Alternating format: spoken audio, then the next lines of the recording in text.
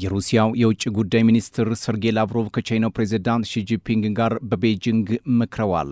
ፕሬዝዳንት ሺ በሁለቱ ሀገራት መካከል የበለጠ የተቀራረበና ጠንካራ ስልታዊ ቅንጅት እንዲኖርም ጥሪ አቅርበዋል።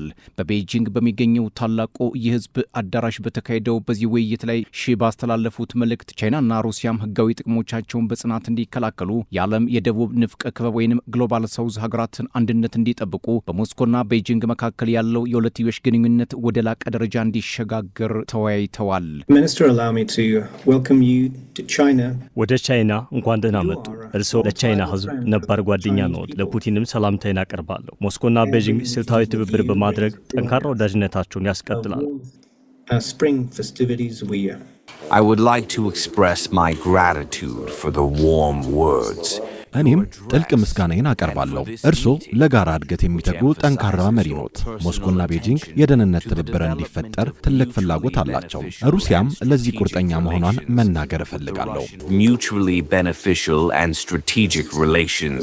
እንደ ቻይናው የመንግስት የዜና አገልግሎት ዢንዋ ዘገባ ከሆነ ይህ ስብሰባ በሁለቱ ሀገራት መካከል ያለውን ጥብቅ ወዳጅነትና በዓለም አቀፍ መድረክ ያላቸውን የጋራ አቋም በድጋሚም ያረጋገጠ ነው። ቻይናና ሩሲያም ህጋዊ ጥቅሞቻቸውን በጽናት ሊከላከሉና የደቡብ ንፍቀ ክበብ ሀገራትን አንድነት ሊያስጠብቁ ይገባል ብለዋል ሺ ጂንፒንግ። ላቭሮቭ በበኩላቸው ለጋዜጠኞች በሰጡት መግለጫም ሀገራቸው ለቻይና የነዳጅ አቅርቦት እንደምታፋጥን ነው እየተናገሩት። አክለውም አሜሪካ ራሷን ከእስያ ፓሲፊክ ቀጠና ላለማራቅ ስትል ሩሲያ ለመግታት ለኔቶ አባል ሀገራት አሳልፋ እየሰጠች ነው ሲሉ ክስ አቅርበዋል።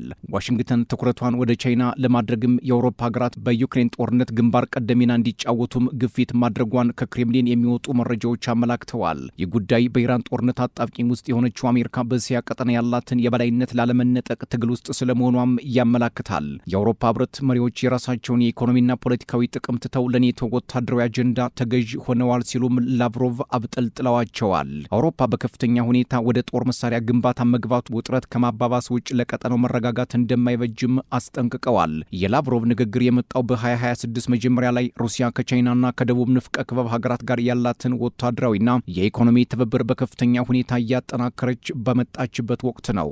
አውሮፓም አንዱን ጥገኝነት በሌላ ጥገኝነት እየቀየረ ነው ያሉት ላቭሮቭ ከአውሮፓ ሀገራት ጋር የሚደረግ ንግግር አሁን ባለው ሁኔታ ውጤት እንደማይኖረውም አመልክተዋል። ይህ የላቭሮቭ መግለጫ በሞስኮና ብራሰልስ መካከል ሌላ ዙር ፍጥጫ ሊፈጥር ይችላል የሚል አንድምታ እንዲኖረውም አድርጓል። በተለይ አሜሪካ ትኩረቷን ወደ ፓሲፊክ ቀጠና እያዞረች መሆኑ በአውሮፓ ሀገራት ዘንድ የደህንነት ስጋት መፍጠሩ ይታወቃል። ሞስኮ በእኩልነት ላይ ለተመሰረተ ውይይት ዝግጁ ብትሆንም የአውሮፓ መሪዎች ግን ለጠላትነት ቅድሚያ ሰጥተዋል ሲሉ ላቭሮቭ ይኮንናሉ። በቻይና ይፋዊ የስራ ጉብኝት እያደረጉ ያሉት ሰርጌይ ላቭሮቭ በሞስኮና ዋሽንግተን መካከል ያለውን ዲፕሎማሲያዊ ግንኙነት ወደ መደበኛ ሁኔታ ለመመለስ የሚደረጉ ጥረቶችን በማደናቀፍ የአውሮፓ ህብረትና ብሪታንያን ተጠያቂ አድርገዋል። የምዕራባውያን ዓለም አቀፋዊ የበላይነት እያበቃለት መሆኑን የጠቆሙት ውጭ ጉዳይ ሚኒስትሩ ይህ ውጥረት በአባል ሀገራቱ መካከል ከፍተኛ የፖለቲካ ክፍፍል እየፈጠረ መሆኑንም ከመናገር አልሸሸጉም። የላቭሮቭ ንግግር በቤጂንግ መደረጉ ሩሲያና ቻይና አዲስ የዓለም ስርዓት ለመፍጠር ያላቸውን ቁርጠኝነት የሚያሳይ እንደሆነም ተንታኞች እየተናገሩ ነው። አውሮፓም ራሱን ችሎ ከመንቀሳቀስ ይልቅ የአሜሪካን የጥቅም ፍላጎት ለማስከበር በሩሲያ ላይ የጠላትነት አቋም መያዙ የራሱን ደህንነት አደጋ ላይ እንደሚጥል ሞስኮ በተደጋጋሚ ስትገልጽ ቆይታለች። ዋሽንግተን አውሮፓውያን ለራሷ ደህንነት ሲሉ ከፍተኛ ወጪ እንዲያወጡና ከሞስኮ ጋር በጠላትነት እንዲቀጥሉ ትፈልጋለች ብለዋል ላቭሮቭ።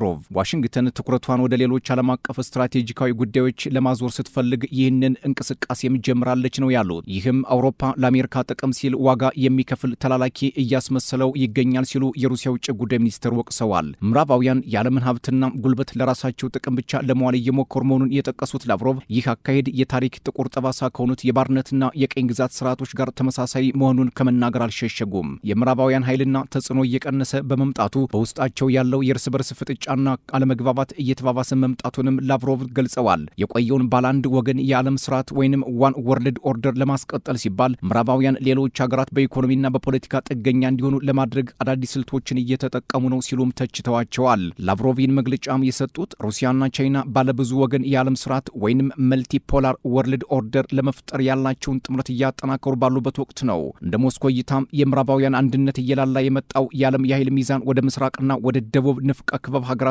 እያዘነበለ መሆኑን አስመልክቶ ነው።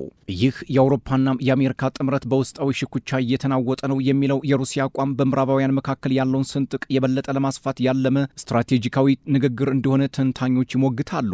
የአውሮፓ ህብረት ከኢኮኖሚ እውነታዎች ይልቅ ለርዕዮተ ዓለም ቅድሚያ በመስጠት የሩሲያ የኃይል አቅርቦቶችን ውድቅ ማድረጉን የሩሲያ የውጭ ጉዳይ ተችተውታል። ሚኒስትሩ አውሮፓም ከሩሲያም የነዳጅ ጥገኝነት ለመውጣት የሚያደርገው ጥረት በአሜሪካ የተዘጋጀ አደገኛ ወጥመድ ውስጥ እየገባ መሆኑንም አስጠንቅቀዋል። አሜሪካ በኢራን ላይ በከፈተችው ጦርነት ምክንያት በዓለም አቀፍ ደረጃም ከፍተኛ የነዳጅ ዋጋ ንረት ቢከሰትም አውሮፓም የሩሲያን የኃይል አቅርቦት ላለመቀበል መወሰኑ ተግባራዊነት የጎደለው ውሳኔ ነው ብለዋል። ሚኒስትሩ እንዳሉት አውሮፓ ራሱን ከሩሲያ ነዳጅ ማራቁ ለአሜሪካ ውድ የኃይል አቅርቦትና ለፖለቲካ ተጽዕኖ በከፍተኛ ሁኔታም ተጋላጭ ሆኗል። የአውሮፓ ውሳኔ አህጉሪቱን ለከፍተኛ የኢንዱስትሪ መውደቅና ለኑሮ ውድነት እየዳረጋት መሆኑን ሞስኮ በተደጋጋሚ ስትገልጽ ቆይታለች። ላቭሮቭ ይህንን ሀሳብ የሰጡት አሜሪካ በመካከለኛው ምስራቅ የከፈተችው ግጭት የዓለምን የኢኮኖሚ መረጋጋት እያናጋ ባለበት ወቅት ሆኖም በሞስኮና በዋሽንግተን መካከል ሌላ ቅርቃር ሊፈጥር እንደሚችል ከወዲሁ ስጋት ጋርጧል። በብራሰልስ፣ ፓሪስ፣ በርሊንና ለንደን የሚገኙ ከፍተኛ ባለስልጣናት የዩክሬንን ግጭት ለማራዘምና አሜሪካን በጦርነት ውስጥ በንቃት ለማቆየት ከፍተኛ ጥረት እያደረጉ መሆኑን ላቭሮቭ መረጃው እንዳላቸው ይፋ አድርገዋል።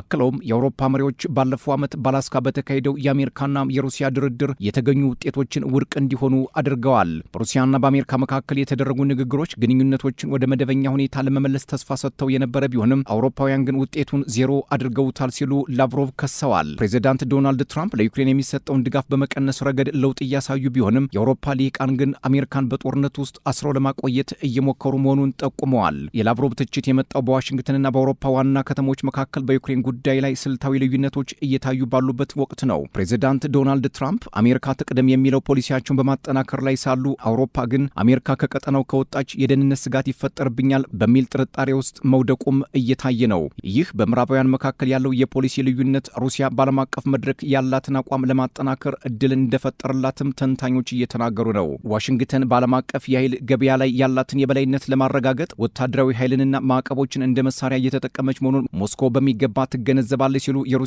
የውጭ ጉዳይ ሚኒስትር ሰርጌይ ላቭሮቭ መግለጫቸውን አጠቃለዋል። በሩሲያ ላይ የተጣሉት ማዕቀቦች ዓላማቸው ፍትሐዊ የገበያ ውድድርን ለማስቀረትና ሩሲያን ከዓለም የኢኮኖሚ መድረክ ለማግለል እንደሆነ በርካታ የክሬምሊን ፖለቲከኞች ይሞግታሉ።